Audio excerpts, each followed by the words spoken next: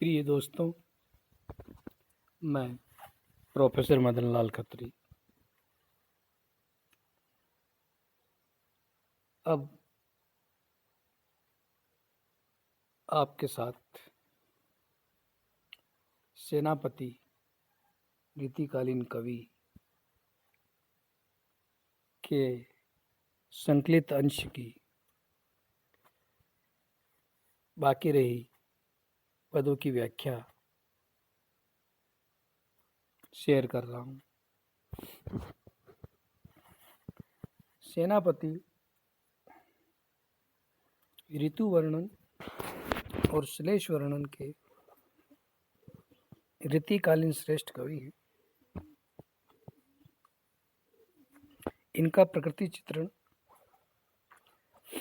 यथा ऋतु वर्णन आदि श्रेष्ठ है, आचार्य कवियों में माने जाते हैं। तो अब तक हमने पिछले वीडियो में ग्रीष्म और वर्षा आदि कुछ ऋतुओं के वर्णन की व्याख्या की थी। अगला पद है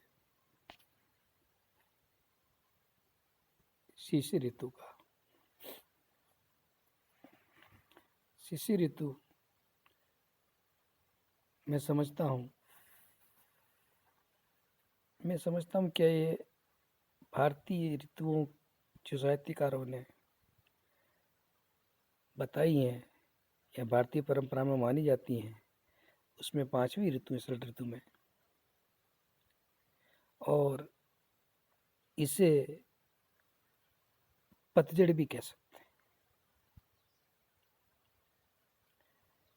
क्यों कि अत्यधिक शीत के कारण पेड़ों के और दूसरी छोटी छोटी वनस्पतियों के भी पत्ते पीले पड़कर झड़ जाते हैं। यहाँ कवि शिशिर ऋतु का वर्णन जो कर रहा है वह ठंड को लेकर कर रहा है। शिशिर में शशि को स्वरूप पावे सविता हो। सविता सूर्य का नाम है। सूर्य के पर्यायवाचियों में सविता की भी गणना की जाती है। कवि कह रहा कि शिशिर ऋतु में सूर्य भी चंद्रमा जैसा प्रतीत होता है।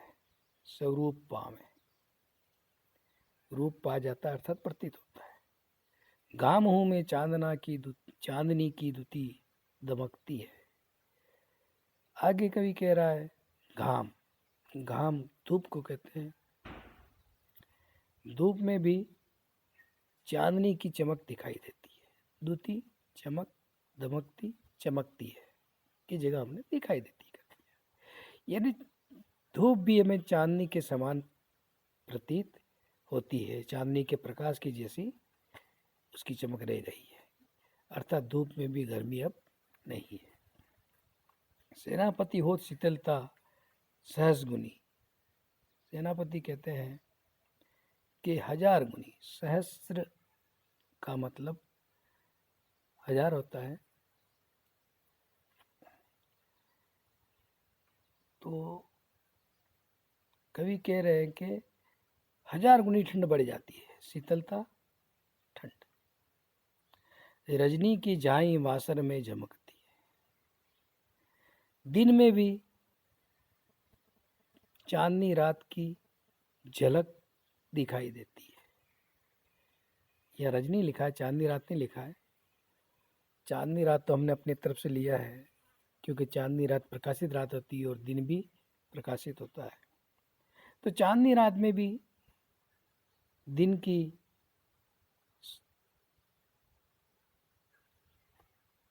चमक दिखाई देती है, या यूं कहें कि वासर में दिन में भी चांदनी रात की तरह चमक दिखाई देती है। दिन भी चांदनी रात की तरह हो गया है।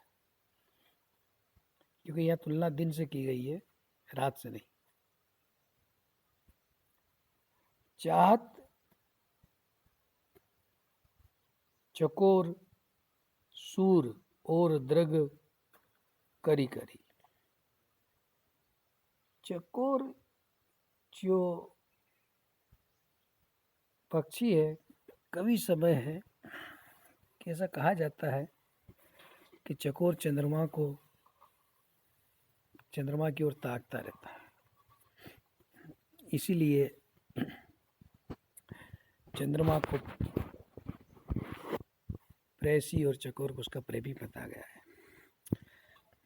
कई कवियों के काव्यों में, गीतों में ऐसा वर्णन मिलता है।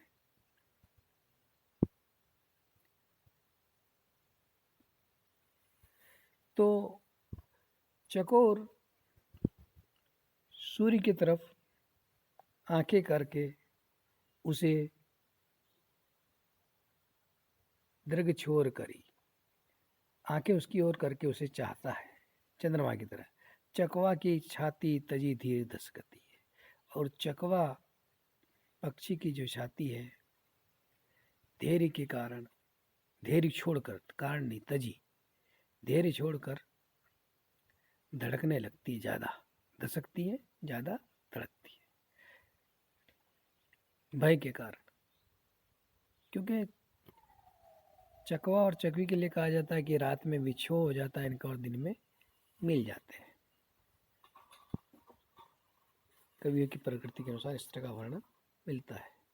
चंद के भरम होत कुमुदिनी को, और कुमुदिनी को भी, कुमुदिनी रात में खिलने वाली कमल के समान है, तो कुमुदिनी को भी चंद्रमा का भ्रम हो जाता है। शशि पंकजनी फूली न सके है, और सूर्य को चंद्रमा समझकर कमलिनी खिल नहीं रही है। इस तरह से वर्णन किया है। यानी सूर्य का तेज बिल्कुल चंद्रमा के समान हो गया है शिशिर ऋतु में। वसंत ये अंतिम ऋतु है। अगर ग्रीष्म से शुरुआत करें तो बरन बरन के तरु फूले उपवन वन, सोई चतुरंग संग दल लही तो है। वसंत ऋतु के आगमन को कवि किसी राजा के आगमन के समान चित्रित करना चाहता है, और इसीलिए वह कह रहा है कि वन उपवन में जो तरह तरह के वृक्षों पर फूल खिले हैं, ये सारे ऋतुराज वसंत की चतुरंग सेना है। चतुरंगिणी सेना है। बंदी जिमी बोलत बिरद बीर कोकिल है। इस तरह से राज दरबार में राजा का प्रशस्ति गान चारण भाट आदि करते हैं, चारण भाट राव आदि करते हैं। उसी तरह कोयल भी जो पुकार रही है, वो ऐसा लग रहा है कि वसंत ऋतुराज की प्रशंसा में गुणगान कर रही है, प्रशंसा कर रही है, गुणगान में कुछ गीत गा प्रस्तुत कर रही है। गुंजत मधुप गान गुण गयतु है, और वहाँ बिरदावली गारी कह सकते हैं, तो यहाँ गुणगान है। भंवरे जो गूंज रहे हैं, ऐसा लग रहा है जैसे वसंत ऋतु का गुणगान कर रहे हो। मधुप भंवरे नाम लिया, मधुप का अर्थ भंवरे लिया हमने। आवे आसपास बहुपन की सुबास सोई, आसपास जो फूलों की बहुपन, फूलों की जो सुगंध आ रही है, सौंदे के सुगंध माज सने रही है, तो है। ऐसा लग रहा है मानो राजा का जो महल है या राजा का जो राज्य है, वो क्या है, सुगंधित, हमेशा सुगंधित रहता है। सौंधे सुगंधित पदार्थ, सुगंधित पदार्थों की सुगंध में डूबा रहता है। शोभा को समाज, शोभा सुंदरता का समूह, समाज का अर्थ हमने यहाँ समूह लिया। सेनापति सुख साजु, सेनापति करे सुखों को, सुखों के साधन के समान, सुखों को लाने वाले। आज आवत बसंत ऋतुराज कहिए तो, आज राजा बसंत, ऋतुराज बसंत आ रहे हैं ऐसा कहा जा रहा है। अगला पद है मित्रों, दोस्तों, वह रामायण वर्णन है। सेनापति ने भी रामायण पर कुछ पद लिखे हैं और चुन चुन के कुछ पद लिखे हैं, उसी की बात यहाँ है। पूरी राम कथा नहीं लिखी, राम कथा के कुछ सार लिखा है। ऐसा ही हम चर्चा इसके बारे में केशवदास के समय भी कर चुके हैं। सुर तरु सार की संवारी है बिरंची बची, सुर तरु सार की, सुर तरु देवताओं का वृक्ष, बड़ा वो लगा है तो देवताओं का वृक्ष कल्पवृक्ष, कल्पवृक्ष की तरह विधाता ने पची भी, मतलब बड़ी मेहनत से इसे संवारा है। कंचन खचित चिंतामणि के जराई की, सोने से भरे हुए इस पर मानो क्या हो, चिंतामणि जड़ी गई हो। यहाँ राम की खड़ाऊ का वर्णन है। तो राम के खड़ाऊ कैसी है?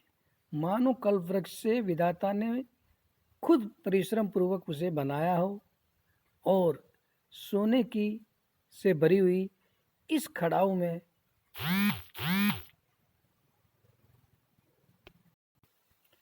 अगले पद में भी कवि सेनापति श्री राम के दो राज्य चरण महाराज रामचंद्र के दोनों चरणों की ही प्रशंसा कर रहा है, उनके ही गुणगान कर रहा है।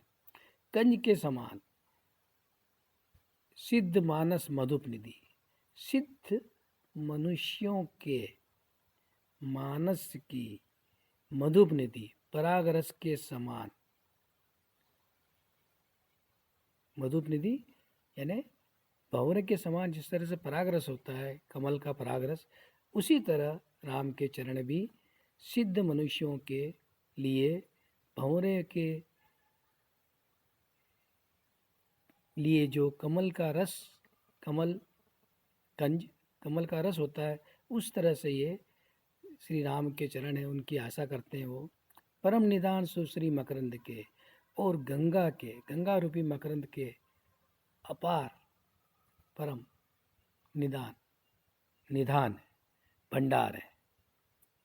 जो गंगा का जो पवित्रता है, मकरंद पराग कण को, रस को, इनको कहते हैं फूलों के परागों को। ये फूलों की सुगंध का जो स्रोत है ये पराग ही है। फूल की पत्तियां बहुत कम, लेकिन परागों में से ही रस होता है और इन्हीं में ही महक होती है। तो सुरसुरी गंगा का जो भी जितना भी सार है वो क्या है? श्री राम के दोनों चरण ही है।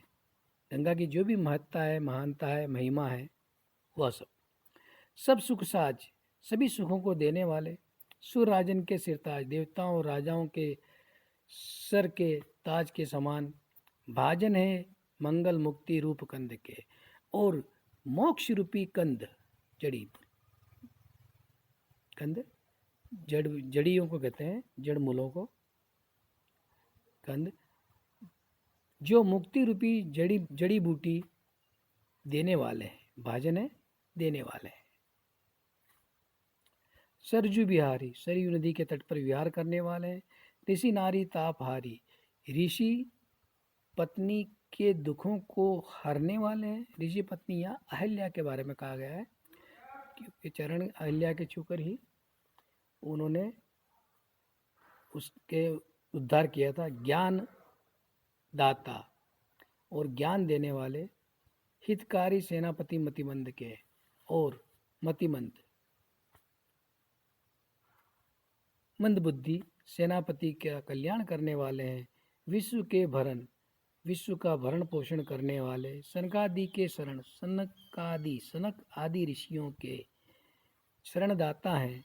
दो राजत चरण महाराज रामचंद्र के, महाराज रामचंद्र के दोनों चरण सुशोभित हैं।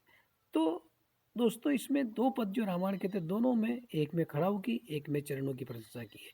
भक्तों के लिए ईश्वर तो श्रेष्ठ है ही है, पर ईश्वर के चरण और पादुका भी उससे कई गुना फल देने वाली है। मतलब जब चरण और पादुका इतना फल दे सकती हैं तो ईश्वर साक्षात कितना फल दे सकते होंगे। ईश्वर की तुलना चरण पादुका से कमतर नहीं की है, पर उनके पादुका को इतना महत्व देकर ईश्वर का महत्व बढ़ा ही गया है